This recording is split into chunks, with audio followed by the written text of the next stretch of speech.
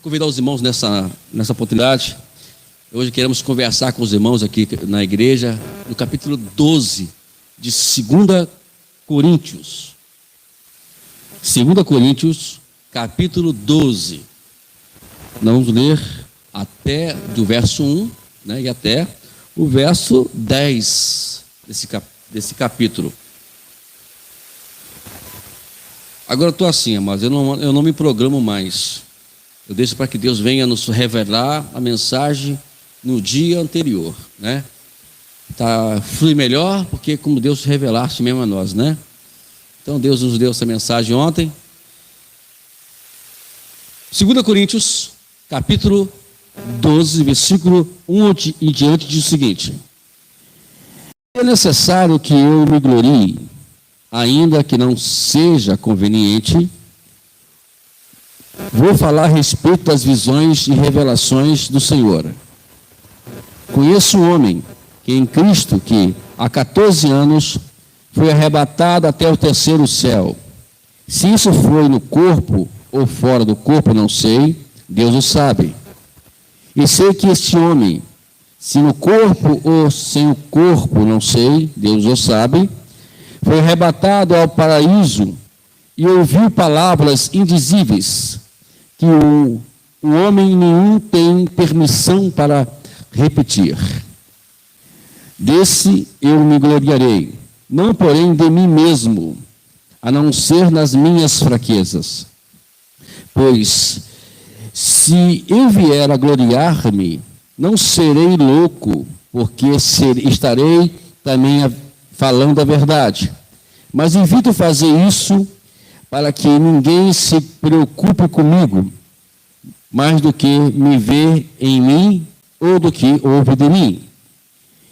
E para que eu não me ficasse orgulhoso com a grandeza das revelações que foi me posto um espinho na carne, o mensageiro de Satanás para me esbofetear, a fim de que eu não me exalte.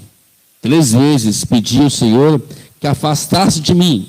Então ele me disse: a minha graça é o que basta para você, porque o poder se aperfeiçoa na fraqueza. De boa vontade, pois mais me gloriarei nas fraquezas, para que sobre mim repouse o poder de Cristo. Por isso sinto prazer nas fraquezas, nos insultos, nas privações, nas perseguições, nas angústias, por amor de Cristo. Porque quando sou fraco, então é que sou forte. É uma passagem bem interessante que Paulo escreve, e a carta de 2 Coríntios, na verdade, é uma das cartas mais pessoais de Paulo. Não tem aquela coisa que você vai contar tudo aquilo que você está vivendo, que você está presenciando na sua vida. É só você ler a carta de 2 Coríntios, você vai presenciar tudo, vai ver tudo que Paulo passou, né? Desde o capítulo 1 até o final do capítulo, até a carta toda. Paulo, ele descreve nessa carta de 2 Coríntios toda a sua vida cotidiana, as suas lutas, as suas tristezas. Paulo aqui ele chora, Paulo aqui ele fala das dores que ele passa. E aqui Paulo também fala também de vitórias que ele obteve intermédio das suas dificuldades. E vejamos aqui nessa passagem que Paulo ele fala de si próprio, mas de uma forma tão humilde, né?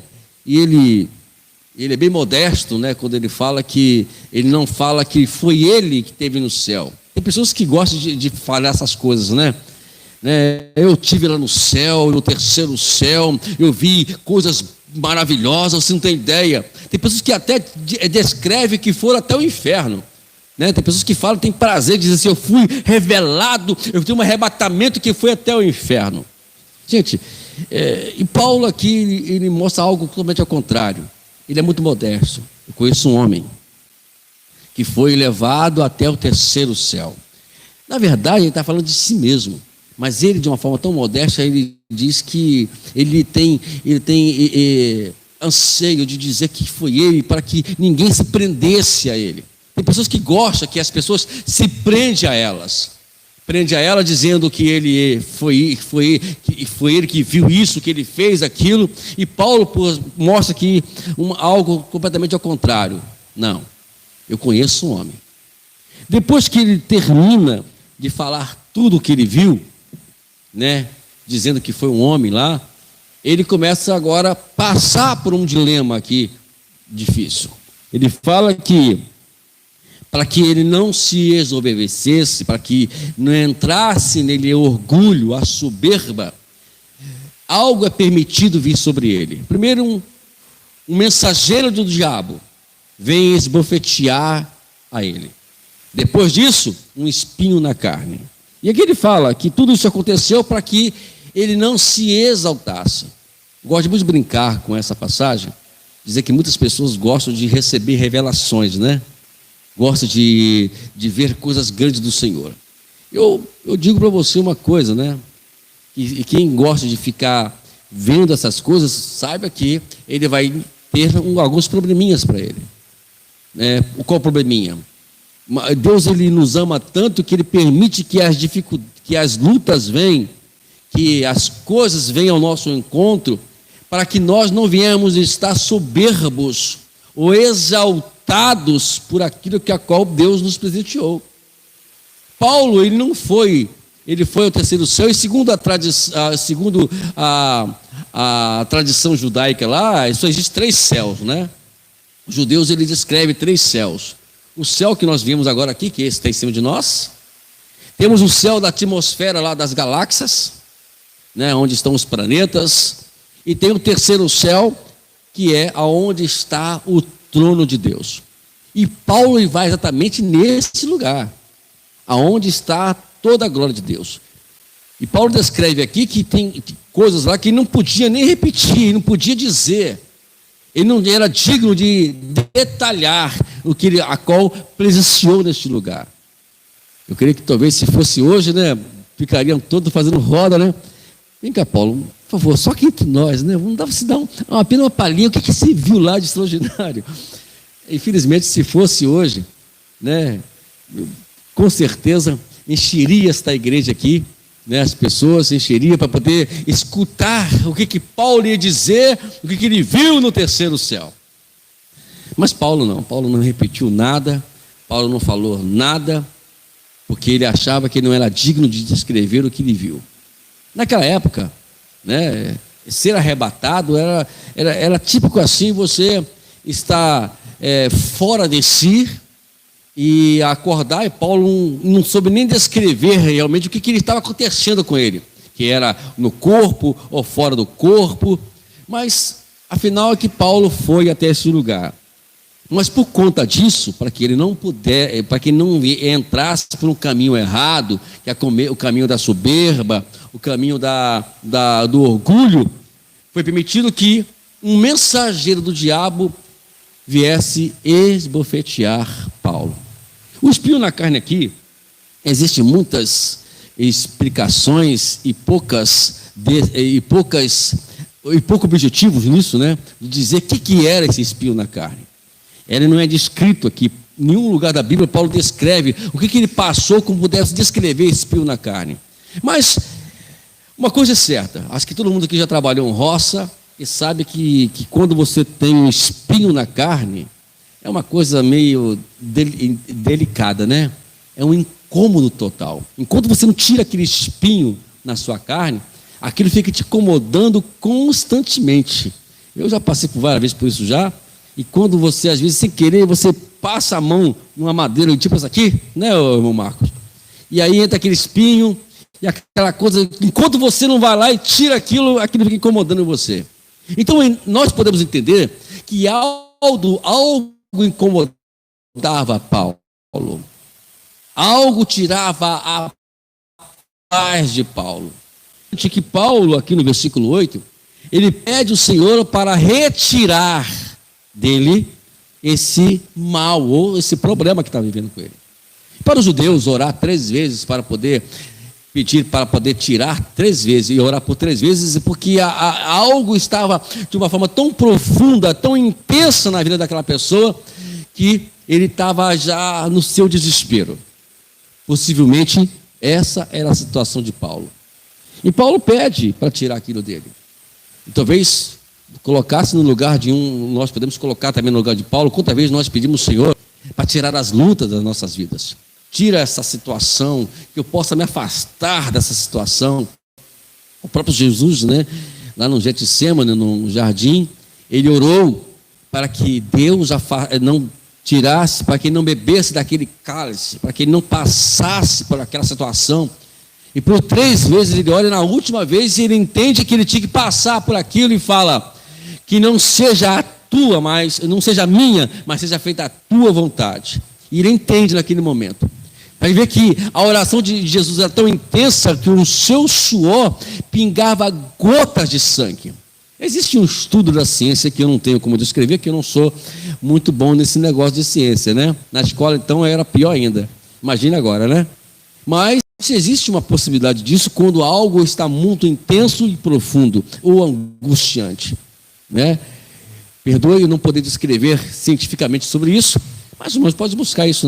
Nós temos aí várias formas de nós buscarmos se isso existe uma verdade ou não nisso, mas ali naquele caso, Jesus chegou a oração tão intensa que o seu suor pingava gotas de sangue. Ele entende que naquele momento era da vontade de Deus que ele passasse pela cruz. E é difícil para mim, ou para vocês todos, entender isso no seu dia a dia. Entender que é preciso que você fique nessa situação, que você fique nessa luta, fique nessa pendura de vida, fique nessa situação crítica, né? E você vem entender que a vontade de Deus é que você realmente não saia no momento disso aí, né? Às vezes e é difícil a gente entender isso. O ser humano em si, ele não consegue entender que a dificuldade que está passando é Deus que a qual nos colocou ali.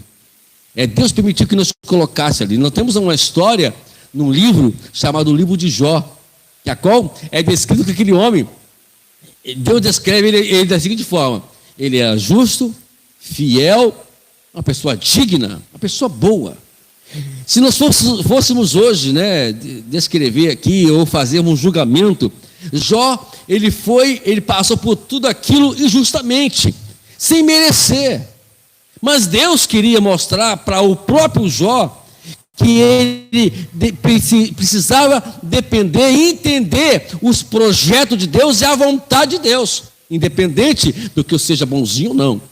Se nós formos olhar essa questão de merecer, eu acredito que você vai chegar à conclusão que nós não merecemos nem estar aqui hoje, né? Imagine, né, que não merecíamos passar por essa luta. Mas Paulo passa por tudo isso. E agora, a partir do versículo 9, Deus responde para Paulo.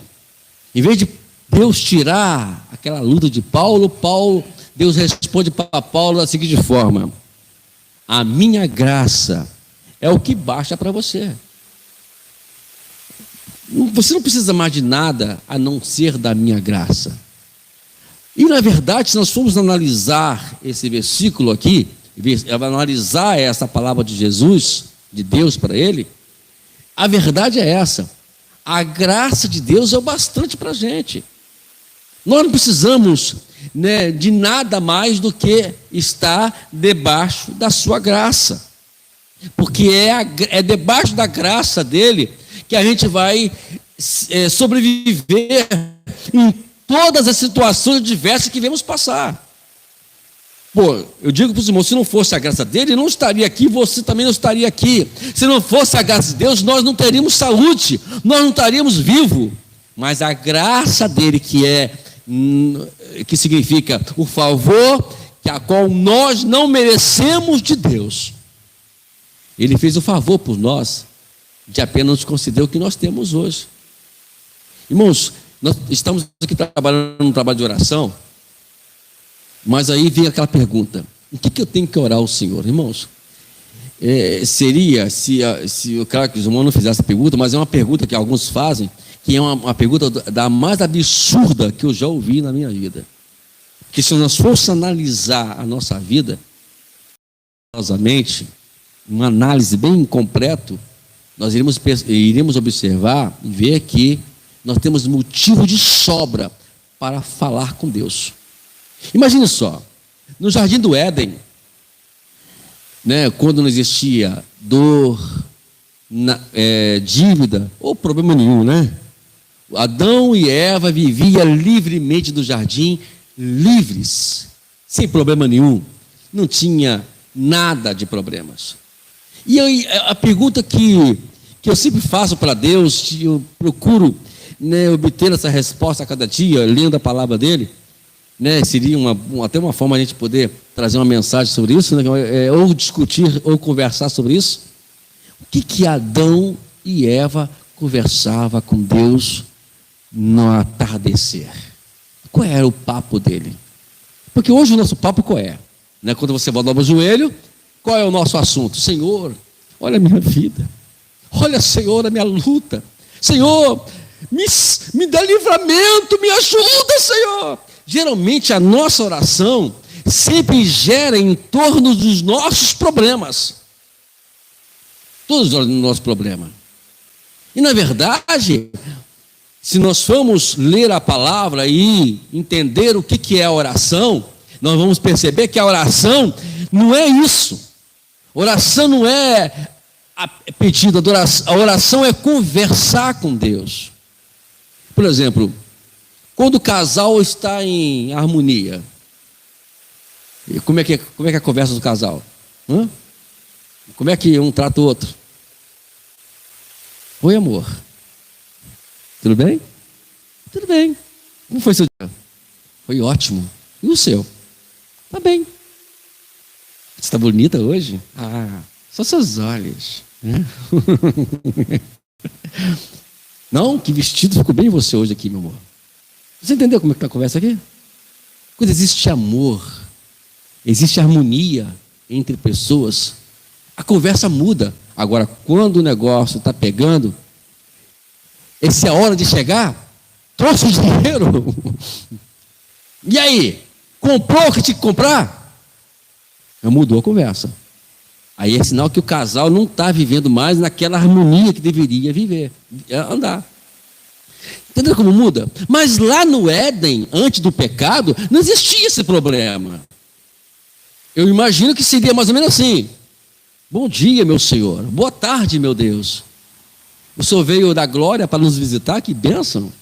Estamos bem aqui, essa mulher é uma bênção, que mulherão que o Senhor me deu, né?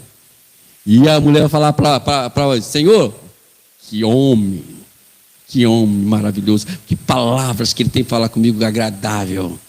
Olha, que frutas gostosas que comemos nesse. Olha, eu estou muito bem hoje aqui, né? Estou muito bem. A conversa podia gerar mais ou menos assim. É isso que Deus ele quer de nós hoje, da nossa oração. Né? Paulo estava aqui clamando a Deus para socorrer ele de problemas que está vivendo. Ele foi esbofeteado. Irmãos, a bofetada não era aquela bofetada, não, era bofetada era uma forma de. Aqui mostra que era um tapa de humilhação, para poder colocar a pessoa lá embaixo mesmo. Talvez a expressão bofetear, talvez diria que aquela pessoa estava humilhando Paulo, né, descarregando tudo sobre Paulo. E Paulo agora está vivendo com esse problema. E a resposta qual foi? Meu querido, a minha graça é que basta para você. Eu não vou tirar isso de você, não. Para que você quer perder tudo isso que a qual traz você mais próximo de mim, né? Porque o poder, ele continua, ele se aperfeiçoa na fraqueza. Enquanto você estiver fraco, enquanto você pensar que está fraco, você vai continuar perto de mim, porque sabe que eu vou socorrer você, que eu vou guardar você. O maior problema do ser humano, ele acha achar que ele é autossuficiente para resolver os seus problemas. Que na verdade não deveríamos pensar assim, mas por nós às vezes sermos levados para pensar assim, Deus ele permite que a gente passe por dificuldades. Talvez você esteja perguntando alguém para mim aqui agora: e aí, pastor, quando é que eu posso me livrar desse problema? Quando você entender que você nunca pode sair da presença de Deus. Nunca se esqueça de um detalhe muito importante: Deus conhece o nosso coração. Ele conhece tudo o que se passa aqui, o que se passa aqui, qual é a minha intenção de estar aqui na igreja, qual é a minha intenção de orar, qual é a minha intenção de fazer isso ou fazer aquilo pelo reino. Qual é a sua intenção? Por mais que você explique para Deus, você não vai conseguir convencer Deus. Tem pessoas que chegaram para mim e falam assim: pastor, hoje eu não vou para a igreja não, tá? Aqui eu vou fazer compras. Tudo bem. Tinha amanhã para fazer, né? Por que não fez ontem? Eu vou dizer que não. Vai lá, meu irmão, está faltando as coisas da sua casa. Tudo bem, vai lá fazer a compra. Mas só entendo um negócio. Você pode convencer. Eu quero ver você convencer Deus. Você realmente tem que fazer compra hoje. Eu quero que você convença Deus. Se você convencer Deus, você vai ficar bem na fita com Deus. Porque por mim, eu estou convencido que você tem que fazer compra hoje. Porque eu tenho que entender o ser humano. Mas é que se Deus entendeu isso. Hoje eu não vou evangelizar não, porque eu vou ficar com a minha família, eu vou fazer isso, vou fazer aquilo. Tudo bem, você está convencendo o pastor, por certo, o pastor vai permitir tudo isso. Mas eu quero que você entenda que eu quero que você convença a Deus. Porque Deus conhece o nosso interior. Lembra de Ananias e Safira? Capítulo 5 de Atos dos Apóstolos. Eles venderam a propriedade, prometeram: vamos vender a nossa propriedade e vamos entregar tudo nas mãos dos apóstolos. Aí chegaram com a metade dos valores e pensaram que ficaria por isso mesmo. E Pedro olhou para eles e disse: olha, vocês não estão mentindo a mim, estão mentindo ao Espírito Santo. E Ananias cai duro no chão morto. Safira entra, a mulher: o que aconteceu com meu marido? E ela continuou alimentando a mentira, caiu também ao lado do marido morta. Está entendendo? Não que Deus vai fazer isso com nós, mas é para entendermos que não temos como mentir ou dizer, porque não tinha porquê. Por quê? Eu vou falar uma coisa e vou fazer outra, né? Se eu vou fazer algo, eu tenho que fazer isso. Cobrar isso de mim, vai cobrar isso de nós. Por isso, Ananias não era obrigado a pegar todo o seu dinheiro da sua propriedade e entregar nas mãos dos apóstolos. Ele poderia muito bem dizer assim: olha, eu vou vender a propriedade, eu vou entregar metade. Tá bom, sim, Pedro? Tá bom, tá tranquilo. Você falou com Deus? Deus aceitou a sua proposta? Tudo bem. Mas eu falar que eu vou entregar tudo e chegar com a metade do dinheiro, a metade, aí já virou mentira. E Deus abobina a mentira. Então, nós temos que convencer a Deus, convencer o Senhor. Ontem eu estava até conversando com o Luciano lá, com os irmãos lá. Ontem eu escutei uma ilustração dentro desse ponto aqui, muito interessante. Geralmente pastores, está aqui o Fidelis, que sempre está nessas reuniões de pastores, né, Fidelis? Realmente ele reúne os pastores, vão lá e alugam um sítio, né? E vão lá comer, e pastor come, que beleza. O único que não come sou eu, né? Dos pastores, infelizmente, né? O único que não come, um pastor que eu conheço, Fidelis, que não come muito sou eu. Agora o restante que eu conheço, misericórdia. Os caras são bons de papo, né? E comem muito. E aí foram lá e se reuniram, e tinha um açude lá, sabe, irmãos? Que foi até uma placa avisando que no meio do açude era muito fundo. a tomarem cuidado. Quem não sabe nadar, ainda é melhor, ainda tem que tomar muito mais cuidado ainda. Só que aí tem aqueles mais atrevidos, não tem? Aqueles irmãos mais atrevidos que gostam de apresentar, e aqueles pastores, e um deles foi nadando e só via um irmão lá. E aí tinha um dos pastores lá, bom de nadar, e era um homem que sabia nadar, tinha algumas, segundo a história, algumas patentes, né, de salvamento. E aí os irmãos sabiam que o irmão estava lá. E o irmão falou assim: irmão, vai lá salvar ele. O irmão está lá, cruzando os braços, né? Ó, cruzando os braços. E o irmão está lá. E os pastores gritando: mas irmão, você não vai salvar o irmão lá? Lá, não está vendo o irmão se afogando? E o irmão está com o braço cruzado. Aí quando aquele pastor começou a descer as águas, já não perdeu as suas forças, aí ele tirou o paletó dele, mergulhou, foi lá e tal, deu uma abraçada no irmão e trouxe ele. Aí ficou, os irmãos chegaram para mas peraí, rapaz, se deixou o irmão quase morrer para salvar ele. Aí ele falou assim: olha, se eu fosse lá salvar ele, no jeito que ele estava afobado, nós íamos morrer os dois. Eu deixei ele perder as suas forças para que eu pudesse lá salvá-lo. E aí que isso quer dizer conosco? Deus faz as mesmas coisas com a gente. Enquanto ainda usamos as nossas forças, Ele vai deixar a gente... Está usando força ainda?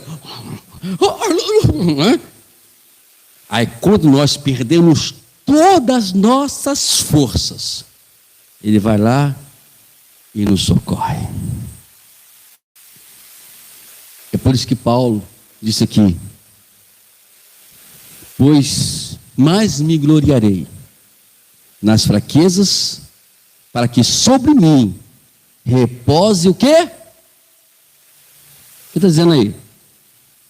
Repose o quê? O poder de Cristo. Enquanto, irmãos, o poder de Cristo não repousar sobre a sua vida, isto é, enquanto Cristo não dominar a sua vida, vamos nós ficar... Enquanto nós quisermos usar as nossas forças, vamos continuar. Quando nós reconhecermos que a qual eu devo,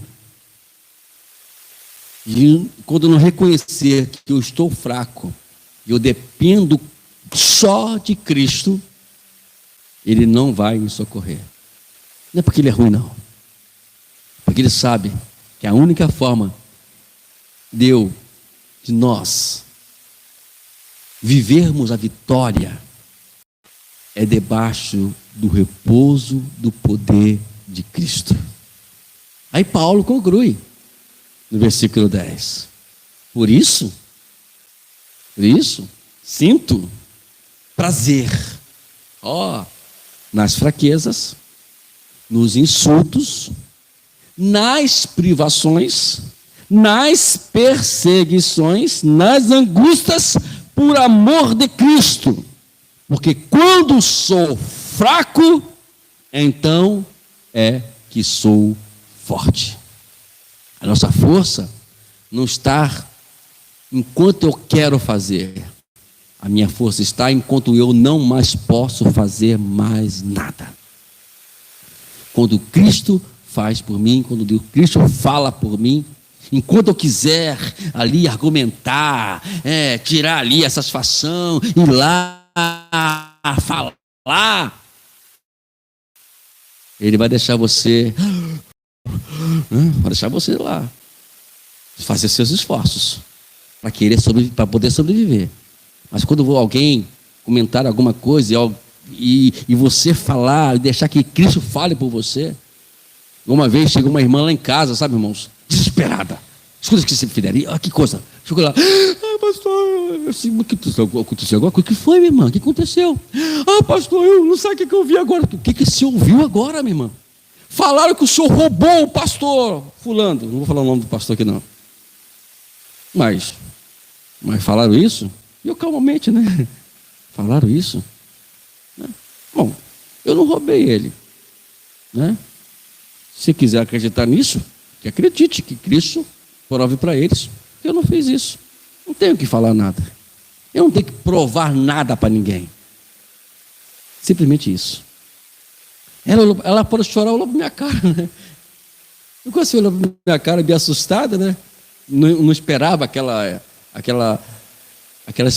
decisão, aquela resposta minha. Mas é isso.